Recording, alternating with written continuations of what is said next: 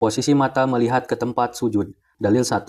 Haddatsana Qatadatu anna Anas bin Malikin haddatsahum qala Nabiyyu sallallahu alaihi wasallam ma balu aqwamin yarfa'una absarahum ila as-sama'i fi salatihim fashtadda qawluhu fi dhalika hatta qala la yantahunna an dhalika aw la tukhfatanna absaruhum.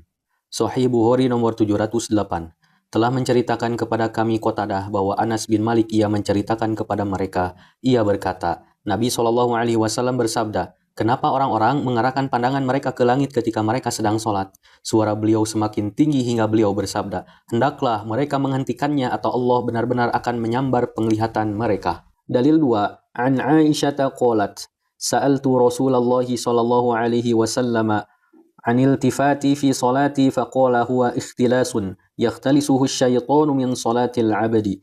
Sahih Bukhari nomor 709. Dari Aisyah berkata, aku bertanya kepada Rasulullah sallallahu alaihi wasallam tentang menoleh dalam salat, maka beliau bersabda, itu adalah sambaran yang sangat cepat yang dilakukan oleh setan terhadap salatnya hamba.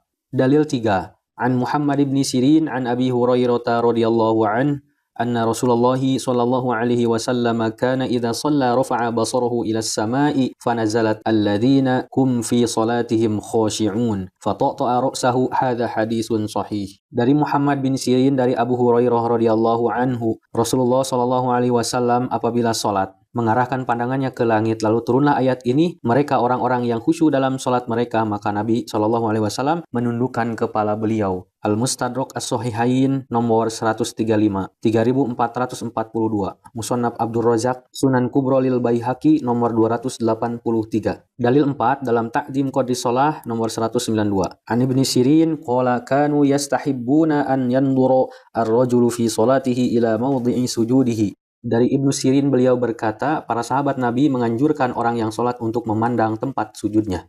Dalil 5, An Ibni Abbasin radhiyallahu anhuma qala Nabi sallallahu alaihi wasallam umirtu an asjuda ala sab'ati a'dhamin ala al-jabhati wa asyara bi yadihi ala anfihi wal yadaini wa rukbataini wa atrafil qadamaini wa la nakfita as-siyaba wasy'ara. Sahih Bukhari nomor 770. Dari Ibnu Abbas radhiyallahu anhu, ia berkata, Nabi sallallahu alaihi wasallam bersabda, aku diperintahkan untuk melaksanakan sujud dengan 7 tulang anggota sujud. Kening beliau lantas memberi isyarat dengan tangannya menunjuk hidung, kedua telapak tangan, kedua lutut, dan ujung jari dari kedua kaki. Dan kami tidak menyingkapkan rambut atau pakaian. Dalil 6. An Abi Humaydis Sa'idi qala sami'tu wa huwa fi 'asharatin min ashabin nabiyyi sallallahu alaihi wasallam ahaduhum Abu Qatadah banu Rib'iyyin yaqul ana a'malukum bi salati Rasulillah sallallahu alaihi wasallam qalu ma kunta aqdamana lahu suhbatan wala aksarona lahu ityanan qala bala qalu fa'rid faqala kana Rasulullah sallallahu alaihi wasallam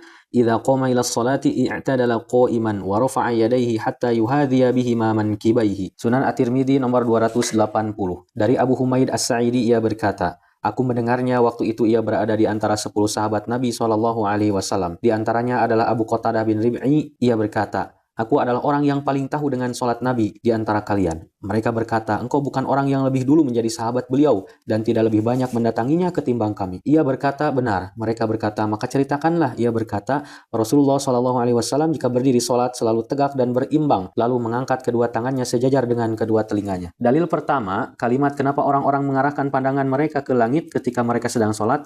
Suara beliau semakin tinggi hingga beliau bersabda, hendaklah mereka menghentikannya atau Allah akan benar menyambar penglihatan mereka. Menunjukkan larangan melihat ke atas yang langsung diperintahkan oleh Nabi sekaligus ancaman bagi mereka yang melakukannya. Dalil 2, kalimat menoleh dalam sholat, maka beliau bersabda itu adalah sambaran yang sangat cepat yang dilakukan oleh setan terhadap sholatnya hamba. Keterangan larangan menoleh dalam sholat. Dalil 3, kalimat maka Nabi SAW menundukkan kepala menunjukkan adanya keterangan dari Abu Hurairah melalui Ibnu Sirin akan keterangan melihat ke bawah dalam sholat. Dalil 4, kalimat dari Ibnu Sirin beliau berkata, para sahabat Nabi menganjurkan orang yang sholat untuk memandang tempat sujudnya. Menunjukkan keterangan lanjutan dari Ibnu Sirin bahwa melihat ke bawah yang dimaksud adalah tentang sujud yang bersumber dari Rasulullah SAW. Dalil 5, kalimat beliau lantas memberi isyarat dengan tangannya menunjuk hidung kedua telapak tangan, kedua lutut dan ujung jari jemari dan ujung jari dari kedua kaki menunjukkan bahwa tempat sujud terdiri dari bekas meletakkan hidung, kening, tangan, dan kaki. Dalil 6, kalimat Rasulullah SAW jika berdiri sholat selalu tegak dan berimbang menunjukkan posisi badan ketika berdiri harus tegak dan berimbang. Kesimpulan dalil bahwa dalam sholat tidak boleh memandang ke atas atau menoleh ke kanan, ke kiri, tetapi melihat ke bawah yaitu tempat sujud. Tempat sujud terdiri dari bekas meletakkan hidung, kening, tangan, dan kaki. Pelaksanaan melihat tempat sujud yang tersebut dengan tetap memperhatikan tegak lurus dan seimbangnya dalam berdiri. Kesimpulan, posisi mata melihat ke tempat sujud adalah mengarahkan pandangan ke bawah dengan batasan bekas sujud dengan tetap mempertahankan kelurusan dan keseimbangan dalam berdiri.